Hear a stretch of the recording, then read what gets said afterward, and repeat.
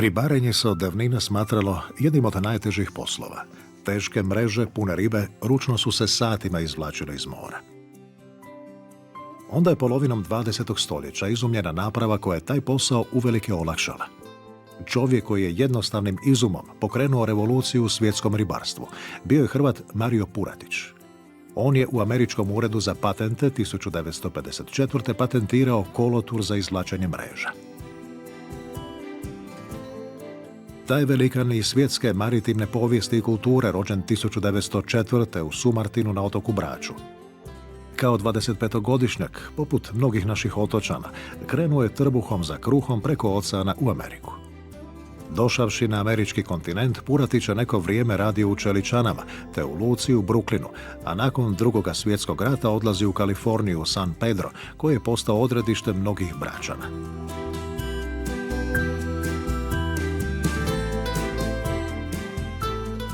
Posla nije nedostajalo na tunolovcima i brodovima za lov srdela.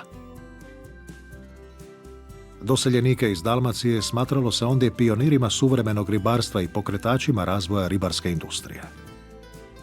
Puratić radi kao ribar na tunolovcima i kočaricama, a taj posao iziskivao izrazito mnogo muke i truda. Trebalo oko 3 sata da se izvuče prazna mreža, a 8 sati trajalo izvlačenje mreža s ulovljenom tunom. Upravo su ti ekstremni napori bili izvorište Puratićeve ideje o konstrukciji naprave koja bi ribarima olakšala vađenje mreže iz mora. Patentirao je hidraulični koloturnik pod nazivom Power Block i sam se Puratić začudio s kakvom je lakoćom njegov koloturnik izvlačio mrežu. Sastojao se od posebno prilagođene koloture sa žlijebom obloženom gumom, zavješenom na brodsku dizalicu. Prvi koloturnici bili su upogonjeni brodskim vitlom i užetom, a danas se rabe hidraulični sustavi koji omogućuju daljinsko upravljanje, to je promjenu smjera i broja okretaja koloturnika. Prevlačenjem jednoga kraja mreže plivarice preko koloturnika te njegovim okretanjem izvlači se mreža na palubu uz minimalan ljudski rad. Taj naizgled jednostavan uređaj pokrenuo je cijelo svjetsko ribarstvo. Primjena koloturnika za manje od desetljeća proširila se sa sjevernog Pacifika i američke zapadne obale cijelim svijetom, od Norveške do Južne Afrike i Japana, te je uvedena u sve svjetske ribarske flote. Zahvaljujući Power Blocku, ukupni svjetski ulov ribe udvostručio se, a istodobno se smanjio broj ljudi potrebnih na brodu.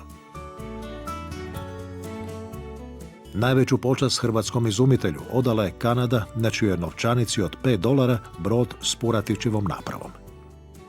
Mario Puratić nikada nije zaboravio domovinu i rado ju je posjećivao. Kada je 1993. umro, na lijesu koji je stigao iz dalekog svijeta na sumartinsko groblje pisalo je: počivao u miru u voljenom starom kraju.